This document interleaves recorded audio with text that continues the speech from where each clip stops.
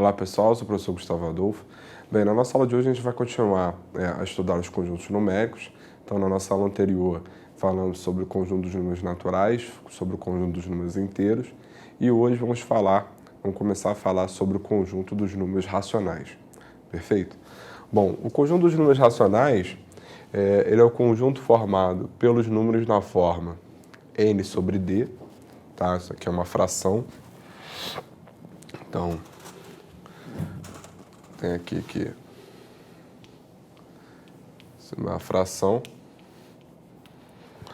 onde o nosso numerador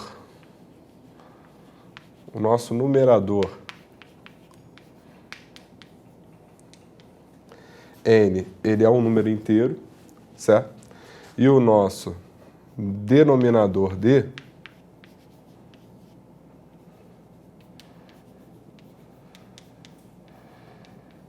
ele é um inteiro não nulo, tá? Lembrando sempre que o que n sobre d representa, isso aqui representa n dividido por d. Tá? Então, o que essa fração representa nada mais é do que uma divisão. Tá? Bom, quando a gente divide, então temos vários exemplos de frações, né? Ocorre que, para certas situações, né, para certas frações, quando o MDC entre o numerador e o denominador é igual a 1, né, isso a gente diz que a fração é irredutível. Então, por exemplo, 3/4 é uma fração irredutível, né, uma vez que o MDC entre 3 e 4 é 1. Né, eu tenho também 7/5, né, é a mesma situação, e por aí vai. Né, ou seja, você não consegue simplificar, ou seja, você não consegue diminuir o tamanho, né, o valor, né, do numerador e do denominador proporcionalmente. Quando isso acontece, ao você efetuar essa divisão, a gente obtém números que são chamados de números decimais, certo? Bom, desses números decimais, a gente tem duas categorias. A gente tem os números decimais exatos e tem os números decimais que são inexatos, tá? Os números decimais exatos são aqueles que possuem um número limitado de algarismos na parte decimal. Então, por exemplo, se eu pego 1 sobre 2, 1 sobre 2 era igual a 0,5, certo? Por quê? Se você vai lá no seu rascunho, né, pega 1, divide por 2, né? Então, 1 dividido por 2 dá 0, aí para você continuar a divisão, você inclui o 0 aqui, e 10 dividido por 2 dá 5, resto 0. Por isso que 1 sobre 2 é igual a 0,5. Então, repare que isso que está à direita da vírgula é o que a gente chama de parte decimal do número. Certo? E ocorre aqui que, nesse caso aqui, essa parte decimal aqui contém, né, possui um número limitado de algarismos. Então, com números com essa característica, é o que a gente chama de números decimais exatos. Um outro exemplo também, digamos 7/5. 7/5 ele é igual a 1,4. Né? Por quê? Né? Vai lá no teu rascunho, pega 7 e divide por 5. Dá resto 2. 2 dividido por 5 dá 0, né? Quer dizer, daria 0. Então, para você continuar a efetuar essa divisão, você inclui o 0 aqui. E 20 dividido por 5 dá 4, resto 0. Então, é por essa razão que 7 sobre 5 é igual a 1,4.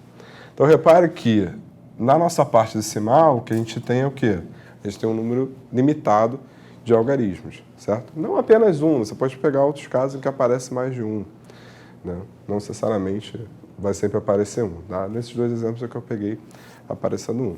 Tá, e quando acontece nos casos inexatos? Bom, isso que a gente vai ver agora.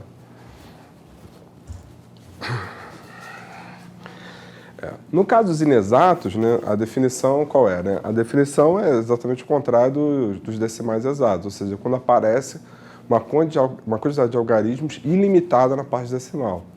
Então, você não vai ter... Então, ao contrário do que a gente acabou de ver, essa quantidade de algarismos ela não vai ser finita, ela não vai parar, ela vai continuar infinitamente, certo?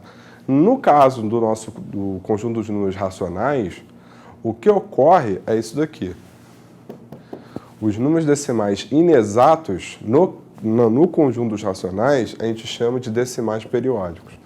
Por quê? Quem são os números decimais periódicos? São números decimais inexatos, ou seja, com uma quantidade ilimitada de algarismos na parte decimal, em que aparece um algarismo ou um grupo de algarismos que se repetem infinitamente numa determinada ordem, certo? Então por exemplo, né? Por exemplo,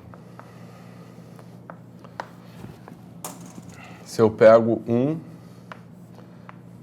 e divido por 3, né? Fração 1/3.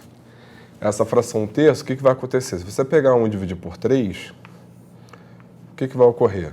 Bom, essa divisão dá para fazer, então isso aqui vai dar 0, aí você coloca um 0 aqui. Aí 10 dividido por 3 dá 3, resta 1, né? Porque 3 vezes 3 dá 9. Aí você vai incluir um novo 0. Isso vai dar 3, resta 1. 3, resta 1, e assim vai. Ou seja, então, esse 1/3 ficou o quê? Ficou 0,333, etc. Então, repare que aqui, primeiro, algumas observações. Para começar, esse 1/3 é o que a gente chama de fração geratriz, ou seja, a fração que gera a dízima periódica.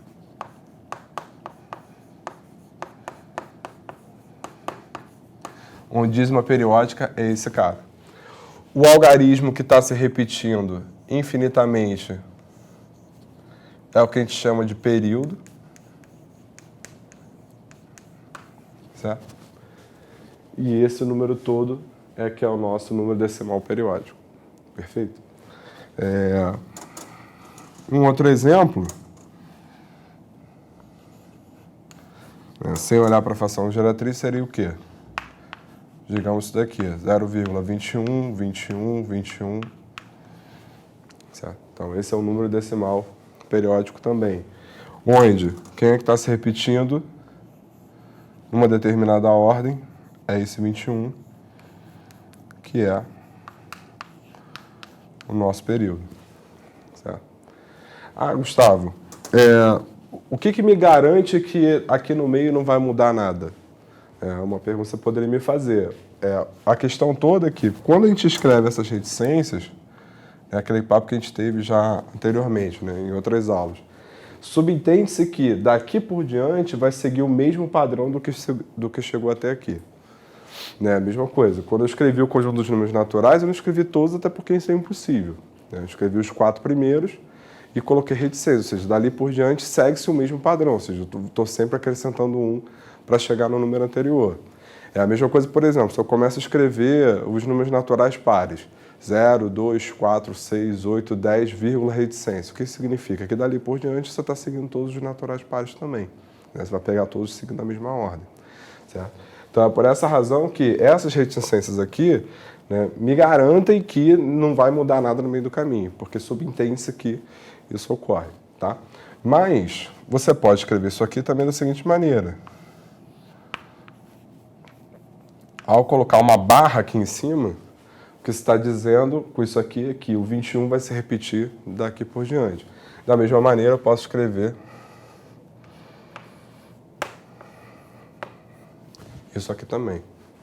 Então, 0,3 barra significa o quê? 0,33333, etc. Certo? Bom, um outro exemplo, digamos, seria isso daqui. 1,23444.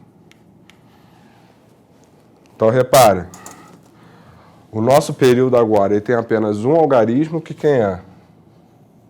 Algarismo 4.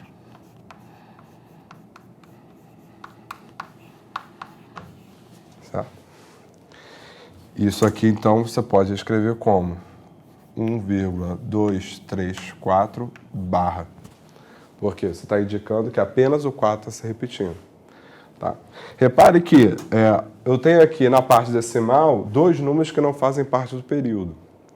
Então, quando eu tenho pelo menos um número pelo menos um algarismo que não faz parte do período da dízima, isso daqui a gente chama de dízima periódica composta. Quando a gente tem apenas os algarismos do período na parte decimal, é o que a gente chama de dízima periódica simples, que é o caso dos 2 primeiros exemplos.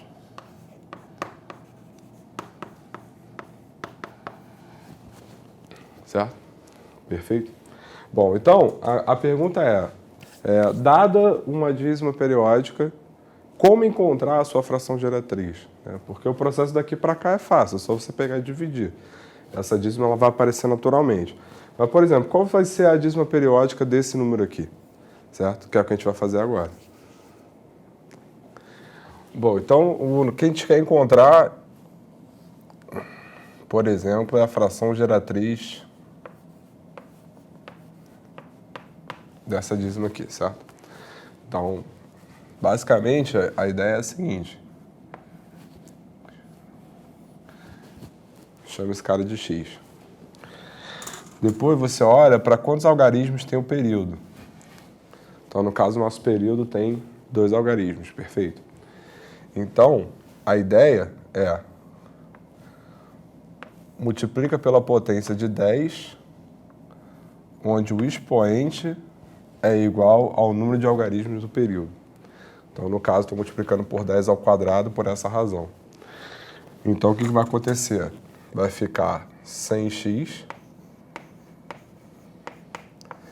igual a 21,21, 21, etc. Ah, Gustavo, tem um 21 a mais aqui, você andou com a vírgula para cá. De fato não, né? Porque nessas reticências tem um outro 21 aqui, né? Então fica tudo igual. Bom, isto feito, o que a gente faz é pegar o de baixo e subtrair do de cima. E aí o que vai acontecer? Eu vou ter 100x menos x, 99x. 21 menos 0, 21. E 21 menos 21, vai embora. Então, o que a gente ficou foi com x igual a 21 sobre 99, que se você preferir, você pode simplificar por 3 e vai dar o quê? 7 sobre 33. Então, essa fração aqui que a gente encontrou é a fração que gera essa dízima. Então, se você pegar 7 e dividir por 33, o que você vai encontrar vai ser 0,21, etc. Isso a gente fez para a dízima periódica simples. E no caso da dízima periódica composta, como a gente colocou ali, né?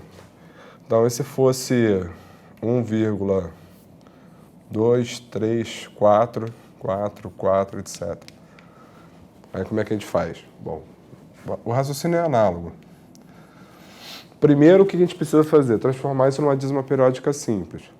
Para isso virar uma dízima periódica simples, essa vírgula tem que estar aparecendo aonde? Tem que estar aparecendo aqui.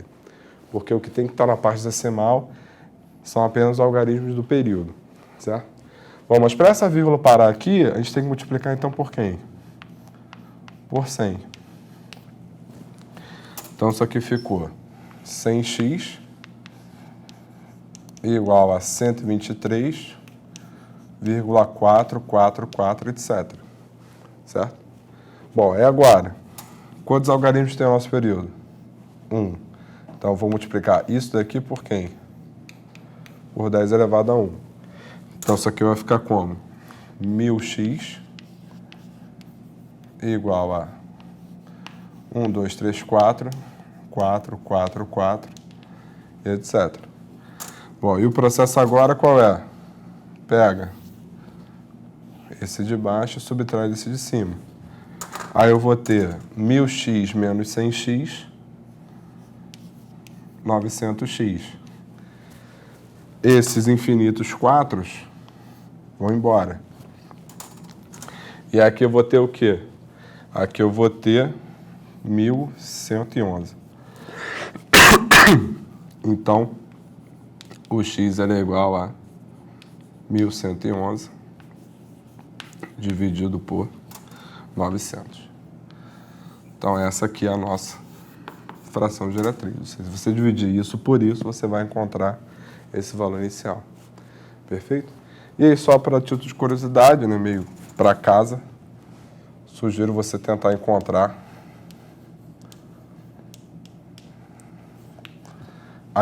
a fração geratriz dessa dízima aqui.